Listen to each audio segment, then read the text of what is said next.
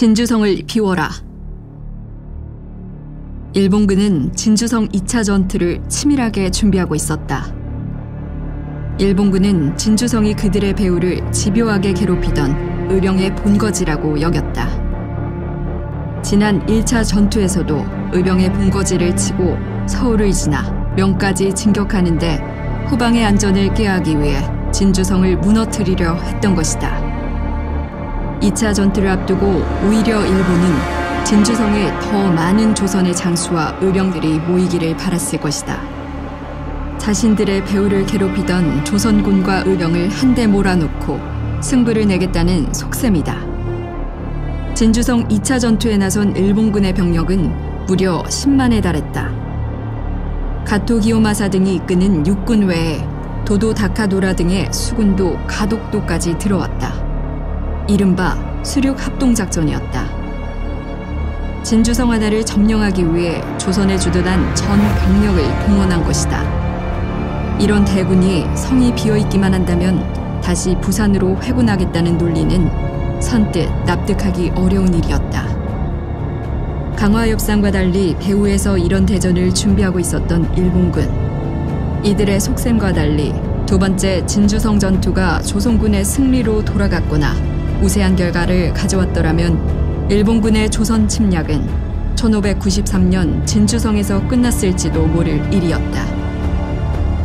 임진왜란부터 정유재란까지 도요토미 히데요시의 헛된 욕망으로 치러진 이 전쟁은 7년 전쟁으로 불린다.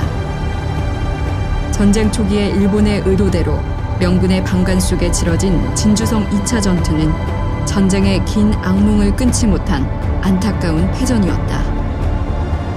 김준영 경상국립대학교 역사교육과 명예교수는 진주성 2차 전투에 대해 이렇게 평가했다. 어찌 보면 진주성 2차 전투는 조선의 입장에서는 기회였을 수 있다. 일본군이 거의 전 병력을 동원해 진주성을 치는 바람에 부산 본거지에는 수천의 수비 병력밖에 없었다. 그때 부산의 본거지를 쳤더라면 정유재란은 없었을 수도 있었다. 명군이 손실을 우려해서 소극적으로 대처하면서 그 기회를 제대로 살리지 못했다. 도요토미 히데요시와 일본군 입장에서는 전쟁의 명운을 건 반드시 이겨야 할 전투였던 진주성 전투. 조선군과 백성들은 치밀한 준비 속에 10만의 압도적인 대군을 이끌고 온 일본군을 또 한 번 진주성에서 마주하게 된다.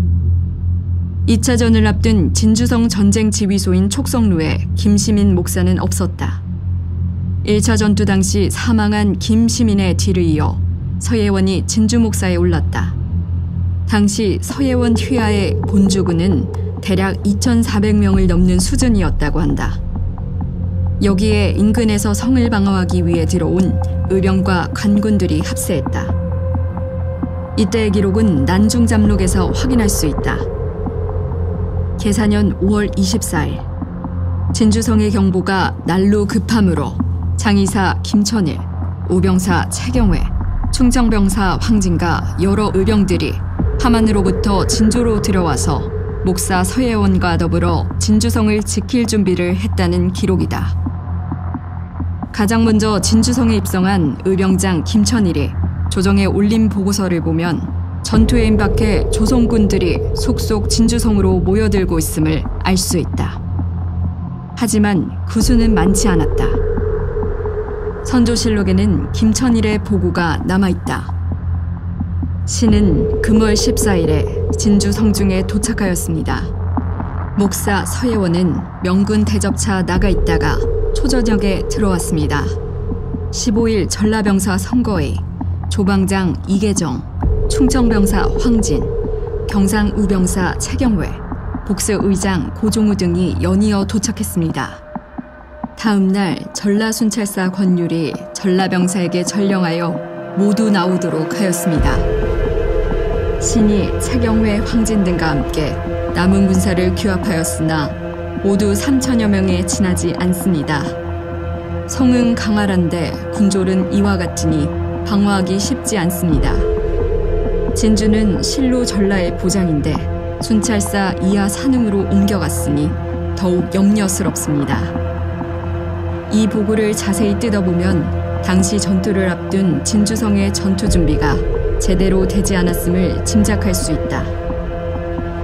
2차 전투가 임박한 때였으나 진주 목사 서예원은 그제서야 성에 복귀했고 전라 순찰사 권율이 전라병사 성거이와 여러 장수들에게 명해 일단의 간군이 진주성을 빠져나갔다. 김천일은 진주성을 지켜야 전라도를 지킬 수 있을 것인데 순찰사의 명령으로 관군이 빠져나간 것에 대해 안타까움을 토로했다. 김천일과 최경혜 등이 수습하여 겨우 3천여 명의 병력을 모았는데 이 병력이 원래 진주성에 있던 관군까지 포함한 수치인지는 알 수가 없다.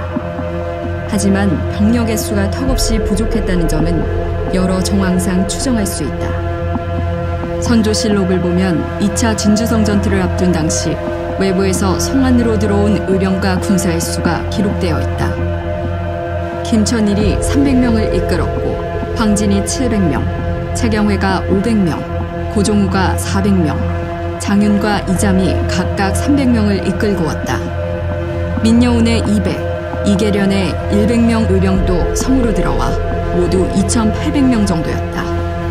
전투가 끝난 후 경상 우병사에서 기록한 자료를 보면 진주성 전투에서 전사한 진주성 군사가 2,004명이라 했다. 최경혜와 황진의 관군을 제외하고 진주성 방어에 합류한 의병의 수는 1,600명 정도로 보고 있다.